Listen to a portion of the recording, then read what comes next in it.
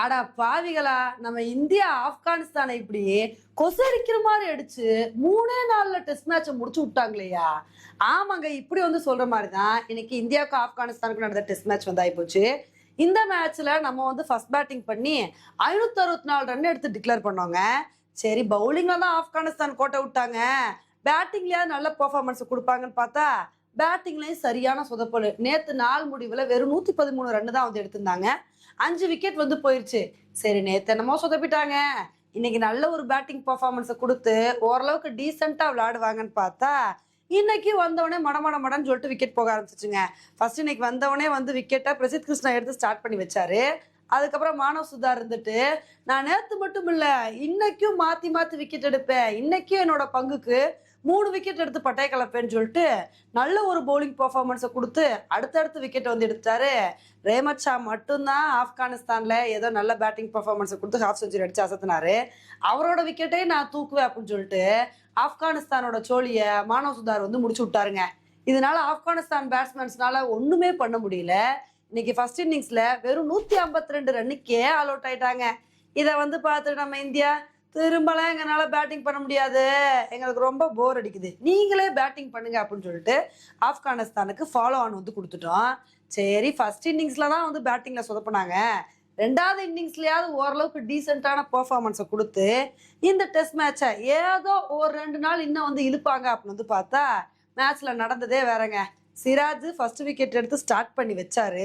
அதுக்கப்புறம் வாஷிங்டன் சுந்தரும் குல்தீப் யாதவும் போன இன்னிங்ஸ்ல மானவ் சுதார்னா இந்த இன்னிங்ஸ்ல நாங்க ரெண்டு பேரும் மாத்தி மாத்தி விக்கெட் எடுப்போம்னு சொல்லிட்டு 2 பேரும் மாத்தி மாத்தி ஆளுக்கு விக்கெட்டை எடுத்துட்டாங்க. இதனால செகண்ட் இன்னிங்ஸ்லயும் ஆப்கானிஸ்தானால ஒண்ணுமே பண்ண முடியல. வெறும் 112 ரன்னுக்கே ஆல் அவுட் ஆயிட்டாங்க.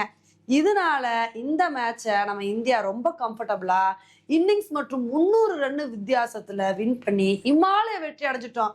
உண்மையிலே இது ஆப்கானிஸ்தான் அடைஞ்ச மோசமான தோல்வி அப்படின்னு தாங்க சொல்லணும்.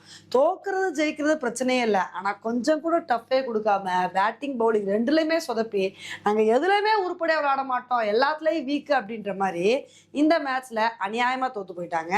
இப்போ இந்த மேட்சை இந்தியா இந்த அளவுக்கு வின் பண்ணதுக்கு காரணம் என்ன அப்படின்னா, நம்ம இந்தியா பேட்டிங்லேயும் சரி பவுலிங்லேயும் சரி ஒரு சூப்பரான பெர்ஃபார்மன்ஸ் கொடுத்துருக்கோம். இதில் பேட்டிங்கில் எல்லா பேட்ஸ்மேன்ஸுமே பட்டை கிளப்பிட்டாங்க.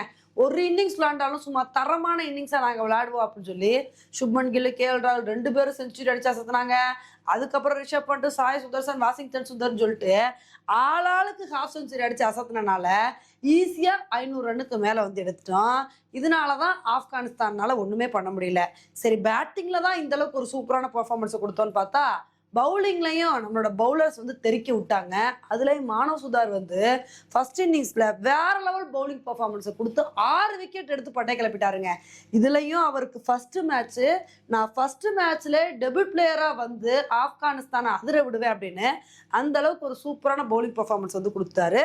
அதுக்கப்புறம் ரெண்டாவது இன்னிங்ஸ்ல வாஷிங்டன் சுந்தர் 4 விக்கெட்டு, குல்தீப் யாதவ் 3 விக்கெட்டுன்னு சொல்லிட்டு ஆளுக்கு நல்ல ஒரு பவுலிங் பெர்ஃபார்மன்ஸ் கொடுத்தனால ஆப்கானிஸ்தானால ஒண்ணுமே பண்ண முடியல.